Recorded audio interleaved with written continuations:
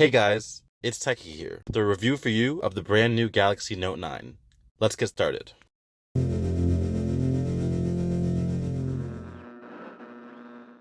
So design and build quality, like this phone is just absolutely beautiful. I have maybe not the best looking case on it, but it's very protective. I have yet to drop it with this case on, and it's really grippy and has a little kickstand. So I do kind of love that.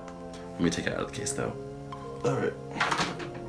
So the Note 9, honestly, like I thought it was gonna be a phone where I loved it, but I was going to be itching to get back to the iPhone every second that I had it.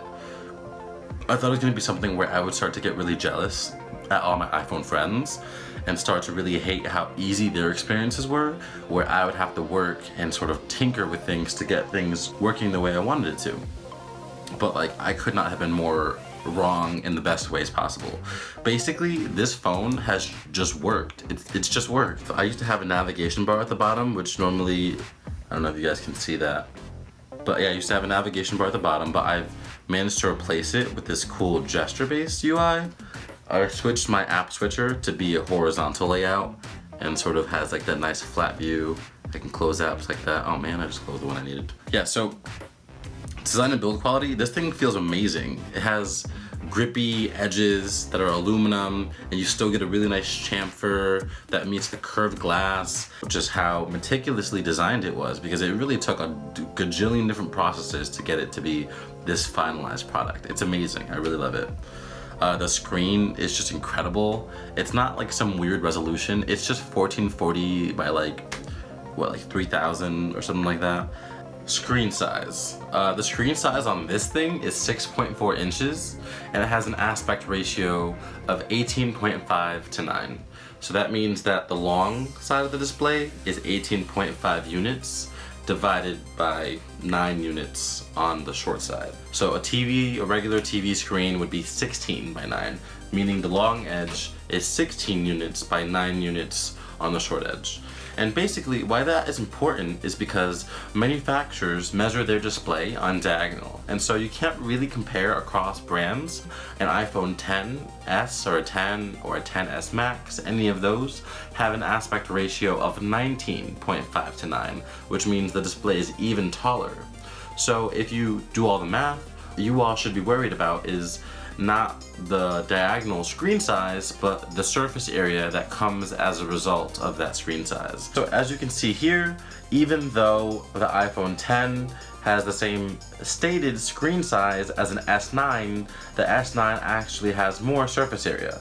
Same thing goes for the Note 9 and the iPhone XS Max. The XS Max advertises a 0.1 inch larger display, and it actually has slightly less surface area than the Galaxy Note 9 does. Again, because they measure their displays on diagonal, and all of that is excluding the fact that there's even a little bit extra taken out of the iPhone displays by that notch. And so really, it's just a little bit of a difference, but I do think that segues really nicely into how I feel about not having a notch on this. And because there's no notch, Samsung has decided to add these slightly extra larger bezels on the top and the bottom. I don't mind them. I don't think you all will mind them. I think this is a perfectly beautiful phone, but honestly, not a big deal. If it's a big deal to you, there's other devices out there that do go all the way to the edge. The side bezels, I like that they're really tiny. I don't find that I have any accidental presses or touches or anything. Screen brightness on here gets plenty bright. It goes all the way up to between 710 and 825 nits in a mode called high brightness mode. That basically means when you have it on auto brightness and you are in outdoors or it's in direct sunlight, it's going to kick it up past its normal maximum of 450-ish nits whenever you're in normal brightness mode, or when you turn the brightness all the way up to the max and you have auto brightness off, it will get up to about 450, but it can go nearly double that if you have it in auto brightness mode and you're in high brightness conditions. Honestly, when it's that bright, I find it almost to be eye searing. It's just so bright. And one interesting thing about the auto brightness on this, it has almost like an adaptive auto brightness. And so what it does is it has two ambient light sensors, one on the back and one on the front. It will not only give you more accurate auto brightness, but it's going to remember whenever you set and try to manually override that setting. So if you're indoors and it puts the brightness all the way down and you put it back up a little bit, it's going to remember that when you're in that same kind of brightness condition, to not turn it all the way down, or to turn it to exactly where you normally put it in different ambient light environments, if that makes any sense to you guys. So moving on, the camera on this thing, it is good. It's perfectly fine. You're not gonna have any issues with it. It works great at night. Selfie camera works great. The back cameras are perfectly fine. They record in HEVC mode, which means that they'll use half the storage for the same amount of video, roughly. It's really great. The quality is just fantastic. They even have a dual aperture system like on previous Galaxy models, on like the S9 and now the Note 9, where it can actually open up the lens and close the lens depending on the brightness condition that you're in. And why you might want that is basically because you don't have to worry about it. You're gonna get great pictures regardless. It's gonna be pin sharp during the day. It's gonna open up that aperture in lower brightness conditions where you'll be able to still get great, not only regular shots, but also great portrait shots. It does really well with portrait in low lighting.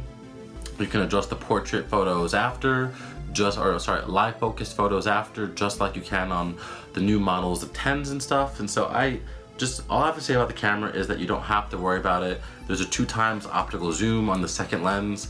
So moving on from that, audio experience on this device is absolutely great.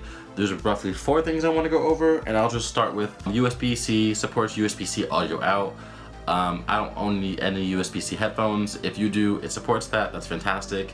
It has managed to hold on to the audio jack, 3.5mm headphone jack. I use often the ones that came in the box, which are the Samsung in-ear headphones. They sound fantastic. Next thing is that it supports Bluetooth 5.0. Why that is important is because how Samsung has chosen to implement that feature into this phone is that it supports a myriad of features like dual audio out, which means that you can have 2 sets of Bluetooth headset devices connected at once. I, ironically enough, have my own AirPods. My best friend has her AirPods. Whenever we're at the gym, we will actually both connect both of our AirPods to the same Galaxy phone stereo mode on this device. It sounds super loud, sounds super clear, the bass is good. There's even a setting on here that lets you pump up the volume to the extra max level with the Dolby Atmos button right over here. I have that currently set, but sometimes I'll turn it off just to see what the difference is. I leave it on. I don't always put my audio or my volume to the max, but it just sounds fantastic. Coming from my 10, I do notice that these sound clearer, have extra bass, extra volume, just a little bit. It's noticeable. I really feel like this can really pump out some intense sound. I love it. I have no issues with it at all. And I think it's a great audio experience on here. I get that other manufacturers, like most of them at this point, have chosen to forego that audio jack. I absolutely give a thank you to Samsung and appreciate that they've managed to pack all that they have in with this generation and still manage to include a headphone jack. No shade to any other manufacturer for not including it on theirs, but I feel like it really is a feature at this point to have that still in. Battery life.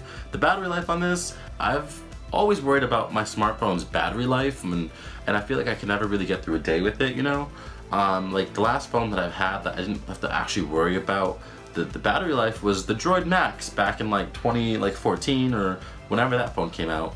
And so I find that when I'm just doing anything from basics like texting, Snapchat, Instagram to more intense stuff like having the brightness all the way up and watching YouTube videos and video chatting and playing games and all that, this phone lasts all day long.